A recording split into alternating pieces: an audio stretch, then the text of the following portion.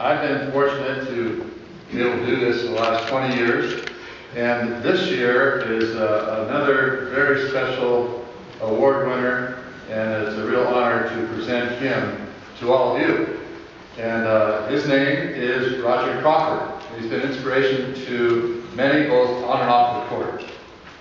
Roger played varsity tennis and won 22 matches at Loyola Marymount University, California, despite a rare birth defect that had led doctors to believe that he would never be able to walk or perform simple tasks.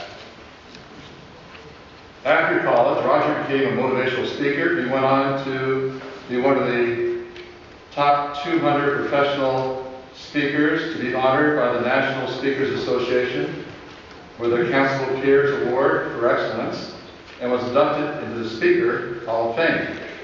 Roger has published 3 books: Playing from the Heart, How Can You Bounce, How High Can You Bounce, and Think Again. His life story was included in the original bestseller, Chicken Soup for the Soul.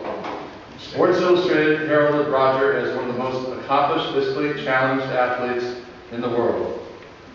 It's a pleasure to introduce the 2013 ITA Achievement Award winner, Roger Crawford. And Roger,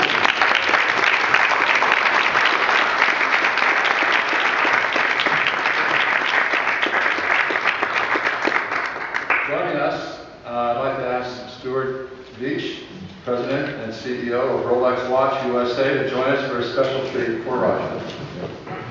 And I'd like to just remind you to look at this book. Hopefully you've got it. It shows shows a little bit about Roger, and also tells a little bit about the history of this award and all those honorees in the past. Roger? This is plaque.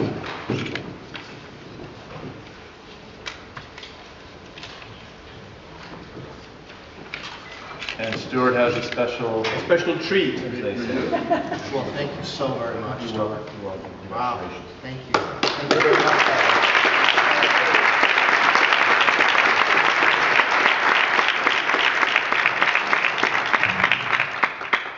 Well, thank you so much, Dan Smith, for that gracious welcome. I am so honored and privileged to be here this morning. I'd like to thank David Benjamin and his fine staff at ITA. I'd also like to thank the International Tennis Hall of Fame. And I was telling Stuart, I said, I'm 52 years of age and I never had a watch before. So I'm starting with a Rolex. It's sort of like your first flight being in first class. So I very much appreciate that. I grew up with a physical challenge that affects all 4 of my limbs. I guess my youngest daughter, Alexa, describes it best. She says, Daddy, you got a peace sign in one hand and a thumbs up on the other. When I was growing up, I remember asking this question: what am I going to do with my life? I mean, I was a lousy piano player, and there were some tasks that I was limited in. But the answer came in the form of a Stan Smith racket and a backboard. We moved to California from Cleveland, Ohio. I was born in Cleveland. Some people think that's the toughest challenge I've had to overcome. And I spent hours hitting the tennis ball against the backboard. Now what I would do is I would lay the Stan Smith racket against my right arm, and then I would hold it to my right elbow with my left hand. Now 2013 Hall of Fame award winner Cliff Drysdale, in commentating, says, a champion has to have his signature or her signature shot. Mine was this: if I swung hard enough, the racket came out of my hand, and if I was fortunate, I would clip my opponent's shins. That was my signature shot. But my life changed one day when I walked into Tony's Tennis Barn in Danville, California, and I picked up a Wilson T2000. And my finger got stuck in between the 2 parallel bars. You can see that bit on the picture there. And I thought, I can do this. I could hold the racket and it was secure in my hand. So I went back to hitting the balls against the backboard. The owner of that tennis store was a gentleman named Tony Fisher. He was a local tennis pro. He taught many, many highly ranked junior players, and one day he saw me hitting against the backboard. He said, "Roger, I'd like to talk to you for a moment." He became my coach. He believed in me. He didn't see disability, he saw possibility. Tony has been a lifelong friend, and he's here today with his lovely wife, Mickey. And I must say to both of you, words really cannot express how grateful I am to the influence and significance that you've had in my life. And I love you both very, very much, and so glad you could come here to New York.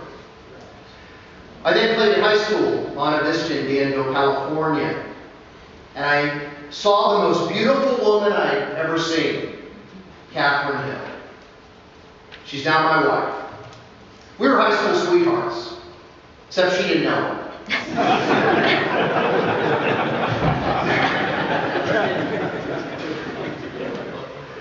And Catherine's here today. And I want to tell you something, sweetie. For the longest time, I had so much insecurity about my hands. Thought, how could a beautiful woman like this love a guy like me? Funny looking hands, one leg, half a foot. She taught me that my heart was a lot more important than my hands. And then I went on to Loyola Marymount University. And I was truly fortunate because I had a coach like Jamie Sanchez. Now, as I'm sure you can imagine, there were not a lot of college coaches that were clamoring to get a player that was 5'7", short arms, short legs, a total of 3 fingers in one leg.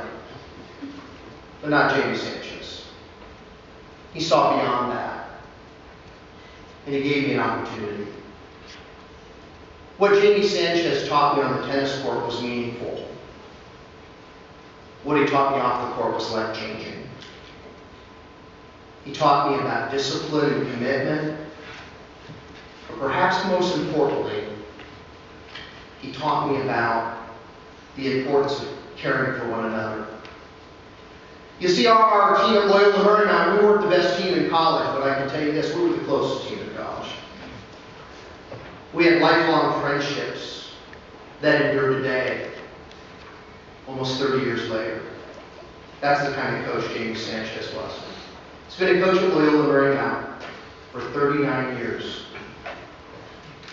He's coached thousands and thousands of Roger Crawfords who every day think about what Jamie Sanchez taught them on the court and off. And Jamie's here with his lovely wife, Tammy, today. Jamie, a day doesn't go by that I don't think about the incredible influence that you've had on my life, and I just thank you so much for that. The lessons I've learned in the tennis court are many. One that stands out to me is this. Everybody has limitations. I remember playing this gentleman one day in college, I'll never forget it. Throughout the entire match, I wore long warm-up pants. He didn't realize until the match was over that I wore an artificial leg. He took the loss a lot harder than I'll tell you that.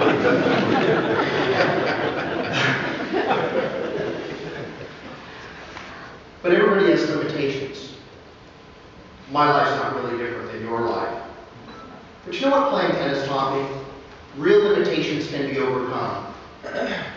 It's the imaginary ones in life that really disable us.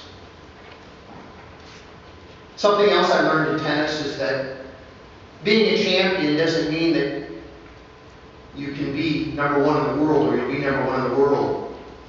I look at Stan Smith and I can't believe that I was introduced by one of my heroes.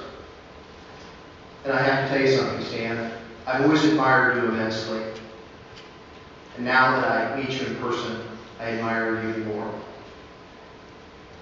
And finally, my friends, tennis gave me the most important of all human emotions. As a young boy that some of the students at school would point at, laugh, and tease, tennis gave me hope. Gave me hope. Hope that it was something I could point to and say, you know what, Roger Crawford, that's something you can do. Doesn't matter how many fingers you have. Doesn't matter that you only have one leg and half a foot. You can be a tennis player. Changed my life. As it has for many of you in this room today. Someone asked me this question. Hey, Roger, What do you want written on your tombstone? I thought about it. Here it is. I'd rather be playing tennis. That's what I want on mine.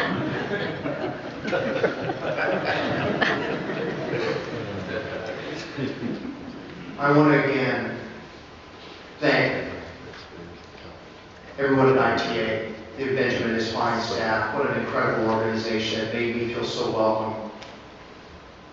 And I'm just so honored to receive this award. Stuart Rolex.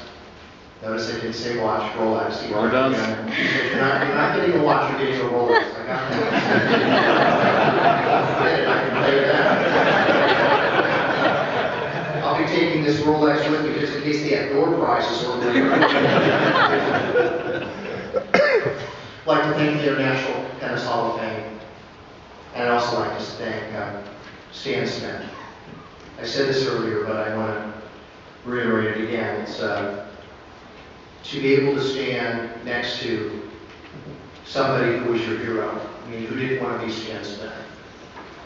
Stand by your hero and have him present this award is truly an honor. So I thank you very much for this award. It's just been a blessing and an honor to stand before you today. Thank you.